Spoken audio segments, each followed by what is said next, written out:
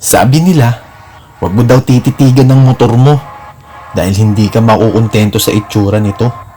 Paano masabi?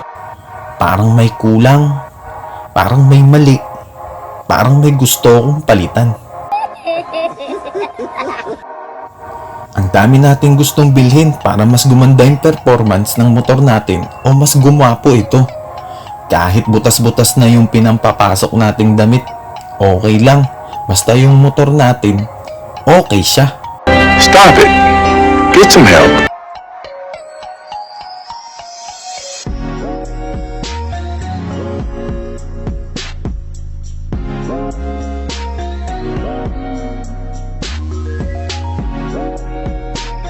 Taas na upuan mo.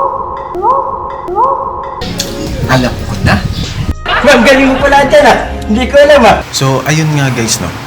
Tatry ko yung yung naisip ko kanina, yung idea ko kanina para makabili tayo ng shock. Try natin kumbinsihin si Commander. Tara. Timing lang tayo, timing.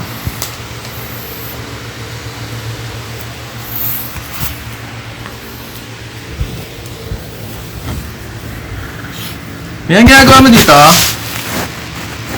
Yung ginagawa mo dito?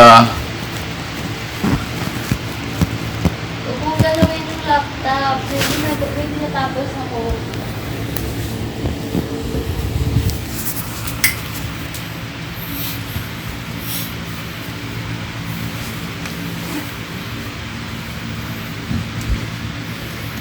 Di ba nabanggit mo na gusto mo magmotor? Oo, bakit? Kasi may nakita ako sa Shopee. Kasi 'di ba ang concern mo is mataas yung upuan, kaya nahihirapan kang patakbuhin yung motor. Oo, na out of balance ako. Hindi ko kasi abot yun. Kasi yung nakita ko kasi, pag binili natin yun, bababa yung yung upuan.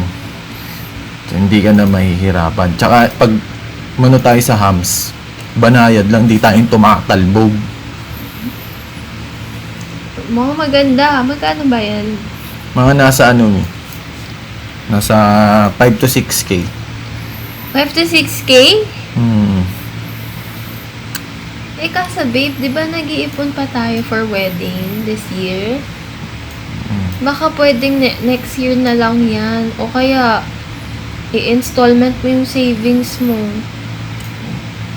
Tapos tsaka mo bilhin. Pag pag in-installment ko pa sa savings, tagal yun Siyempre, dami din ako. Kaya nga kita kinakausap. Kasi para tulungan mo ako. Bili tayo Aba, hindi naman pwedeng impulsive buying lang. Tulog mo muna yan, pag-isipan mo bago mo i-purchase yan. Siyempre, iniisip lang naman kita.